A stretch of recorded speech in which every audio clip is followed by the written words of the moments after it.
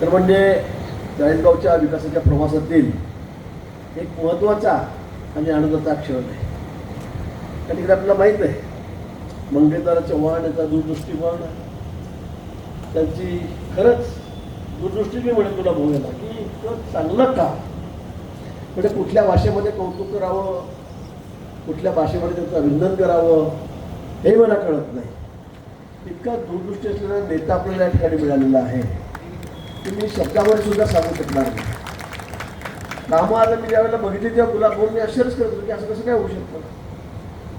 आम्ही 35 वर्ष मला झाले, 5 वर्ष सरपंच, 40 वर्ष मला मी कॉलेज सोडल्यापासून घेऊन येतो आहे. गुलाब भाऊ या ठिकाणी 5 टर्म त्यांचे झालेले आहेत. म्हणजे पण आम्हालाही आश्चर्य वाटतं आहे की कसं काय होऊ शकतं. असं अतिशय प्रामाणिकपणे काम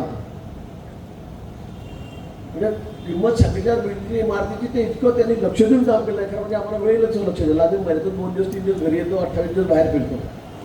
पण त्यांचं कामाकडे बघण्याचा दृष्टिकोन, त्यांच्या क्वालिटी, त्या कामाचा दर्जा, त्यांनी निवडलेली सगळी त्याची माणसं ही इतकी योग्य आहेत, इतकी उत्तम आहेत की खरं प्रत्येकाला हे वाटावं. मी तर म्हणतो, मी गुलाबाला म्हटलं की महाराष्ट्रामध्ये सुद्धा असं कुठेही नसेल इतका दर्जेदार काम, महाराष्ट्रामध्ये सुद्धा कुठेही नसेल इतकं दर्जेदार काम तुम्ही या ठिकाणी केलेलं आहे. गुलाब मला म्हणलं की चला आपण घर बांधलं तर आपल्या घरी सुद्धा असं राहणार नाही, रेस्ट हाऊस सारखं. इतकं क्वालिटी मेंटेन त्यांनी त्या ठिकाणी केली. कुठे तडजोड नाही. तडजोड यासाठी नाही की कुठे चिंधी चोरी नाही. मध्ये काय देतो, 10% देतो का 20% देतो का 5% देतो. त्या चिंधी चोऱ्या झाल्याच नाही ना, पूर्वीसारख्या चिंधी चोऱ्या नाहीच. बरोबर आहे की नाही. आणि म्हणून इतकं दर्जेदार काम होऊ शकतं. त्याचं पुरी भानगडी मारामाऱ्या फक्त काय, माझं काय, तू काही कर, आमचं काय, 10% मी सांगत नाही. पण अशा पद्धतीने माणूस ज्यावेळेला काम करतो तो माणूस थोडे दिवसच राजकारणामध्ये टिकतो, जास्त वर्ष टिकत नाही, जास्त दिवस टिकत नाही. मी तुम्हाला सांगतो. पण मंगेशदादा पहिल्यांदा 4000 मध्ये निवडून आले. मला त्यावेळेला तर खरंच होतं आता काय होतं काय नाही. शेवटमध्ये माझ्या ठिकाणी माझं लक्षात नव्हतं. तर ते मंगेशचं काय, अरे मंगेशचं काय. शेवटी मग आपलं जमलं. 4000 मंगेश त्या ठिकाणी निवडून आला आणि मी सुट्टीचा श्वास सोडला. कारण खूप भानगडी करून मी तिकीट दिलेलं होतं. तुम्हाला माहिती, प्रेस्टिज करून तिकीट दिलेलं होतं. मंगेशला तिकीट द्यायचं कारण राजकारणामध्ये कसं की फार मंगेशचं ते असं काम नव्हतं. तो असायचा त्या तेव्हाचे खासदार आमदारबरोबर तो फिरायचा, त्याचा मित्र होता. पण तसं की फार जुना कार्यकर्ता म्हणून मंगेश नव्हता. पण बाई प्रयोग केला, त्याला तिकीट दिलं आणि मंगेश पहिल्यांदा दादा आपला 4000 मतांनी निवडून झाला. पण 5 वर्षात त्याने अशी वोट बांधली, असं काम केलं की पुढच्या वेळी म्हणजे सगळ्यांनाच त्यांनी मागे टाकलं. जिल्ह्यामध्ये 86,000 मतांनी मंगेशदादा निवडून आला.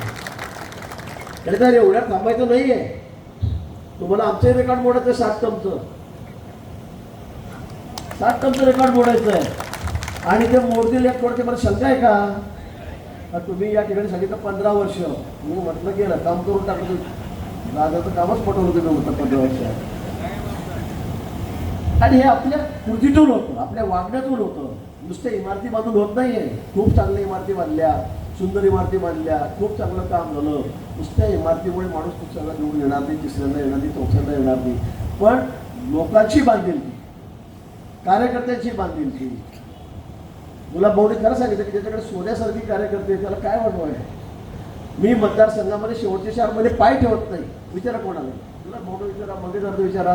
जातो मी राज्यभर फिरतो. मी फक्त फॉर्म भरायला एक दिवस जातो आणि मतदानाच्या दिवशी जातो. सकाळी मी मतदानाच्या दिवशी आपल्या दिवशी संध्याकाळी 6 वाजता उतरलो हेलिकॉप्टरमध्ये, लगेच ठिकाणी घेतली, परत मुक्ताईनगरकडे गेलो. मुक्ताईनगरकडे गेलो होतो मी प्रचाराला. माझ्या मतदारसंघात सकाळी मतदानाच्या वेळेला मी आलो. एवढा विश्वास कार्यकर्त्यावर असावा लागतो आणि तेवढा त्यांच्याही नेत्यावर असावा लागतो. आणि म्हणून त्यांच्या भरोश्यावर आमच्यासारखे नेते आम्ही तर मतदारसंघात पाय ठेवत नाही. पण कुणाच्या भरोश्यावर, प्रत्येक कार्यकर्त्यांच्या भरोश्यावर, तुमच्या भरोश्यावर. आणि म्हणून गुलाब भाऊने सांगितलं खरं आहे की सोन्यासारखे कार्यकर्ते आमच्याकडे. आणि म्हणून आमच्यासारखे साधारण माणसं, मास्तरांची मुलं गुलाब भाऊंकडे काय होतं. माझे गुलाब भाऊने सांगितलं 10,000 मतं, माझ्याकडे 3,000 मतं पण नाही समाजाची. पण लोक देतात निवडून. माझी बायको 7 वेळा 8 वेळा निवडून आलेली आहे. 4 वेळा जिल्हा परिषद सदस्य आहे, 4 वेळा नगराध्यक्ष झालेली आहे. 8 वेळा तिला निवडून दिलेलं आहे. हे कसं होतं तर जीवाला जीव द्यावा लागतो. असं नाही होत साधं. रस्ते केले, इमारती बांधल्या, झाला तर मग भाऊ भेटत नाही, तिकडे चालले तिकडे झाले, पण त्याच्या संकटाच्या काळात सुखादुःखात तुम्हाला त्याच्याशी एकरूप व्हावं लागतं. त्यांना वाटलं पाहिजे माझ्यावर अर्ध्यारात्री संकट आलं तर माझा नेता या ठिकाणी तयार आहे, तो माझ्यासाठी धावू नये. पण आम्हालाही वाटलं पाहिजे की आमच्या काही अरिष्ट आलं तर आमचा कार्यकर्ता खंबीरपणे आमच्या पाठीशी उभा असला पाहिजे. तेव्हा सगळे जमतं. हे एकमेकाला पूरक आहे. नाही तर नेता हवेमध्ये कार्यकर्ता विचारा कामच करतोय तरी होत नाही, असं होत नाही. आणि म्हणून मला वाटतं मंगेशदादा या सगळ्या गोष्टीमध्ये खरा उतरलेला आहे, खरा उतरलेला आहे. आणि म्हणून मी खरंच म्हणते त्याच्यासाठी सांगतो की मंगेशदादा म्हणजे मी मंगेशदादा काय बघतो. दादाने सांगितलं की काही काही ठिकाणी असं असतं की हा पुढे चालला ना वर त्याच्या तगड्या, हा तो सगळ्या पुढे चालला वर त्याचे पाय. असं नाही आहे.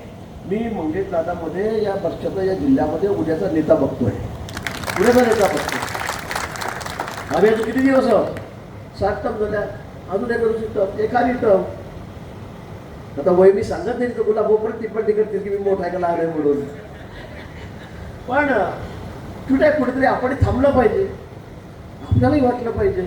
तिथं सर्ण मस्तावर जाईपर्यंत आपण नाही नाही मीच काय मीच कशासाठी मीच शेवटपर्यंत उठात नाही बसात नाही चालत नाही तरी मीच बंद करा. हे नाही चालणार असं. आणि मग लोकांनाही ते कळायला लागलेलं आहे आणि लोक त्याचे उत्तर देत आहेत मतदान पेट्यातून आपल्याला. आणि म्हणून आपणही केव्हा थांबायचं पुढे थांबायचं हे आपल्याला कळायला पाहिजे. पण हे होत असताना थांबत असताना उद्याचं पक्षाचं भविष्य काय, ज्या पक्षाने आम्हाला एवढं मोठं केलं, आम्ही काहीच नसताना आम्हाला या ठिकाणी एवढी पदं दिली, 3 टर्म झाले, आपण आमदारच्या ठिकाणी मंत्री आहोत, 35 वर्षे आमदार आहोत. अजून काय पाहिजे. खरं गुलाब मोहनचा अतिशय खरं आहे. पण हे होत असताना उद्याचं पक्षाचं भविष्य काय याचा विचार आपण केला पाहिजे. आपण कोणाच्या हातावर सुद्धा देऊन जाणार आहोत, कोणाकडे जबाबदारी सोपवणार जिल्ह्याची, हे आपण याचा विचार केला पाहिजे. आणि म्हणून मला वाटतं की अतिशय योग्य त्याच्यावर उत्तर असेल, माफक उत्तर असेल तर मला वाटतं मंगेशदादा आहे. मंगेशदादा म्हणजे अगदी पूर्णपणे सगळ्या सचोटीमध्ये उतरलेला माणूस. आम्हालाही हेवा वाटतो. मी 2-3 कामं पहिलं म्हटलं का रे तुझी तुझी फाईल चालवली, मला फोन करायला लावतो म्हटलं माझ्या घरी फाईल घेऊन जात नाही म्हटलं. तू मी चिडलो त्याच्या, खरं सिरियसली चिडलो. कारण आम्हाला एवढा वेळच नाही आहे. आता ते भिंगरी असलं पायासारखं त्यासारखं पळत राहतो इकडे तिकडे. एकेका दिवसामध्ये 5-5 अधिकाऱ्यांचे साहेब होतात, कोणाला शक्य नाही ते त्या ठिकाणी करतोय. आणि म्हणून हे सगळं शक्य होतं आहे. आणि म्हणून दादा सगळ्याच क्षेत्रामध्ये म्हणजे नुसतं इमारती बांधायला नाही तर ग्रामविकास खात्यामध्ये असताना सगळा फायदा झाला त्याला. आता इरिगेशनमध्ये आपण या ठिकाणी आहे, ज्या ठिकाणी वरखेड रोड आहे तर आपण आपल्या काळामध्ये मागच्या 14 वर्षामध्ये विक्रमी काम केलं, रेकॉर्ड झालं देशामध्ये राज्यामध्ये की इतकं फास्ट काम आपण पहिल्यांदा त्या ठिकाणी केलं. लायनिंगच्या बाबतीत तुम्ही बघितलं असेल, दादा म्हणे म्हणतो लिकेज जास्त होतं त्या कॅनलमधून, तर लायनिंग करा. आपण लायनिंग मंजूर केली, लायनिंग त्या ठिकाणी त्यांना दिली. सगळ्यात मन्याडचं काम असेल ते आता आपण पूर्ण करतो. आणि सगळ्यात महत्त्वाचं म्हणजे बलून बंधारा, ज्याचं कौतुक अनेक वर्षापासून चालू होतं, आम्ही त्याच्या मागे लागलो होतो. पण मला सांगायला अतिशय आनंद होतो की जवळपास 900 कोटी रुपये खर्च करून 900 कोटी रुपये खर्च करून आता आपण हे बंधारे या ठिकाणी बांधणार आहोत. तुमची भूक ही पाण्याची आहे, शेतकऱ्यांची आहे, ती कायमची आम्ही मिटवणार आहोत. तुम्ही पुढच्या किती पिढ्या तुमच्या दादाचं नाव घेतील की हा आमदार आमचा होता आणि याने हे काम या ठिकाणी केलेलं आहे, याने करून दाखवलेलं आहे. तुम्ही काळजी करू नका. जवळपास 8 बंधारे गुलाबपूर तुमच्या पण मतदारसंघामध्ये आहे, पाचोड्याला आहे, बेळगावला आहे, चाळीसगावला आहे. तुम्हाला मंगेशदादांनी सांगितलं की 3 वर्षामध्ये प्रशासकीय मान्यता 3 महिन्यात होणार नाही. मी एकाच महिन्यामध्ये कामाची प्रशासकीय मान्यता आणि टेंडर काढतो. एकाच महिन्यामध्ये म्हणजे 2 महिन्याच्या आत टेंडर निघून जाईल. इतक्या वेगाने आपण या ठिकाणी काम करतोय. कारण शेवटी गुलाब भाऊनी सांगितल्याकडे कळं राखेल तो पाणी चाखेल. शेवटी हा जिल्हा आपला आहे, त्या जिल्ह्याने आपल्याला एवढं डोक्यावर घेतलं आहे.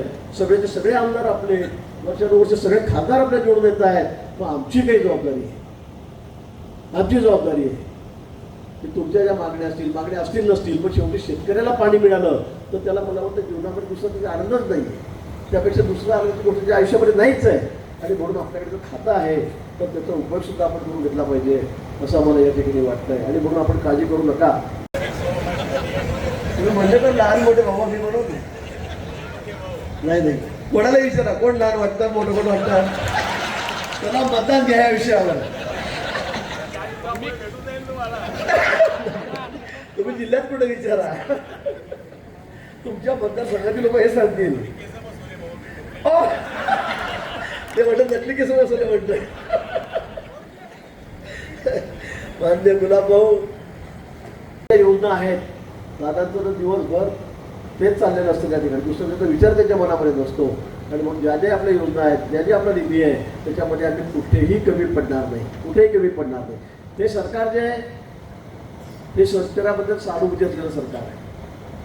कामाचे पैसे येतील, जातील, होतील, कामं होतील, रस्ते होतील. आता आपण सगळीकडे बघा, रेल्वे कसे चाललेत फास्ट, विमान कसे चालले आहेत, सगळ्या जिल्ह्यामध्ये आपल्याकडून 7-8 ठिकाणी विमानं उडत आहेत, रस्ते कसे झाले, सगळीकडे सिमेंटचे रस्ते झालेले आहेत. पूर्वी काय परिस्थिती, सरकार बदललं, 12 वर्षापासून मोदीजी पंतप्रधान झाले, सगळे देशभरातले कुठेही जा तुम्ही, सगळीकडे सिमेंटचे रस्ते, कुठे तुम्हाला खड्डे कुठे दिसत, फार क्वचित ठिकाणी असतील की त्या ठिकाणी पडत आहेत. पण आता ते काम त्या ठिकाणी सुरू आहे. अगदी शेतात जाणारे, गुलाबभाऊ शेतात जाणारे रस्ते सुद्धा पोखरामध्ये आपण त्या ठिकाणी घेतले, ते सुद्धा आता अतिशय चांगले दर्जेदार होत आहेत. शेतकऱ्यांचे प्रश्न मिटत आहेत. कुठलं इलेक्शन नसताना, निवडणूक नसताना आपण आता कर्जमाफी केली. आज शेतकऱ्यांना कुठे ना कुठे आपण आधार त्या ठिकाणी दिलेला आहे. अडचणीचे असल्या शेतकऱ्यांना आपण कुठे आधार दिलेला आहे. आता यावेळी 40,000 कोटी रुपये आपण त्या ठिकाणी कर्जासाठी शेतकऱ्यांना दिले. संकटाच्या काळामध्ये मदतीत आपण त्यांना जाऊन जातोय. आपले आमदार त्यासाठी पाठपुरावा करताय. मला वाटतं कधी कधी मदत तुम्हाला एवढी मिळते की आमच्याकडे काही नसतं. मग 40 मध्ये सगळं चाललं आहे. मग जर हे बघा आपण किती झाले, बटा दाखवू नको आता, ठेव पडतो माझ्या खिशामध्ये, आम्हाला कसं जळवतो अजून. म्हणजे असं इतकं जोरात काम मंगेशदाराचं या ठिकाणी आहे. आणि म्हणून त्या ठिकाणी आम्हाला अभिमान वाटतो की आम्ही जी निवड केली, वारंवार सांगतो, आम्ही जी निवड केली ती योग्य आहे. एक चांगल्या कार्यकर्त्याच्या हातामध्ये आम्ही 40गाव तालुका दिलेला आहे. चांगल्या कार्यकर्त्याला, नुसता कार्यकर्ता कसा असावा, नेता कसा असावा, लोकप्रतिनिधी कसा असावा, त्याचं उत्तम उदाहरण काय असेल तर मला वाटतं मंगेशदारा या मंगेशदाराच. आणि म्हणून मंगेशदारा तुम्हाला मनापासून खूप खूप शुभेच्छा देतो. प्रतिभाताई या ठिकाणी आहे, तिला सुद्धा मनापासून खूप खूप शुभेच्छा देतो. आपण सगळे सहकारी आहेत, सगळे सभापती आहेत, थोडी मार्केट कमिटी आहे, थोडी शेतकरी संघाचे असतील, वेगवेगळ्या क्षेत्रामध्ये काम करणारे सगळे पंचायत समितीचे आहेत, जिल्हा परिषदचे होतील, राहतील, नगरपालिका सगळे आपल्या ताब्यामध्ये सगळे नगरसेवक आहेत. आपल्याला मनापासून खूप खूप शुभेच्छा देतो. ग्रामीण भागात आपण काम करतोय, आपण पाण्याचं काम करतोय, पिण्याचं पाणी गुलाबोय, पण गावातले रस्ते जे आहेत शहरातले त्याच्याकडे आपल्याला लक्ष द्यावं लागणार आहे. ते सुद्धा आपल्याला शहरातले रस्ते त्याचं कॉन्क्रिटीकरण करावं लागणार आहे. तर 40गाव शहर मोठं शहर आहे. त्या जिल्ह्यामध्ये जळगाव भुसावळ सोडलं तर मला वाटतं 30 नंबरचं शहर आहे. आणि त्या ठिकाणचे रस्ते प्रतिभाताई आपल्या त्या ठिकाणी रस्ते सुद्धा ही आपली जबाबदारी आहे. जर बोलली नाही तर होणार नाही. जोरात मागणी केली पाहिजे दादासारखी ते रस्त्याचं काम करा म्हणून. मला वाटतं ते रस्त्याचे काम करण्याची जबाबदारी सुद्धा आपली ज्या ठिकाणी आहे. आणि म्हणून मी आपल्याला पुन्हा सांगतो की या ठिकाणी आम्ही कुठेही कमी पडणार नाही. आम्ही कुठेही कमी पडणार नाही. जे जे आपल्या काही मागण्या असतील, गुलाबभाऊ तुम्ही काळजी करू नका, तुमच्याकडे आपण धरणं करतोय. आता आपण 25 वर्षामध्ये खूप काही केलेलं आहे. इथला बॅकलॉग होता थोडा, त्यामुळे आपल्याला निश्चित पूर्ण करावं लागेल. पुन्हा मी आजच्या या कार्यक्रमाच्या निमित्ताने मनापासून, अतिशय मनापासून दादांना या ठिकाणी शुभेच्छा देतो, त्यांचं अभिनंदन करतो. तुम्ही तुमचे सगळे सहकारी, सगळे कार्यकर्ते आणि सगळे अधिकारी की ज्यांनी मनापासून या ठिकाणी काम केलेलं आहे, त्यांना सर्वांना खूप खूप शुभेच्छा देतो, आपलं अभिनंदन करतो आणि थांबतो. धन्यवाद. जय हिंद, जय महाराष्ट्र.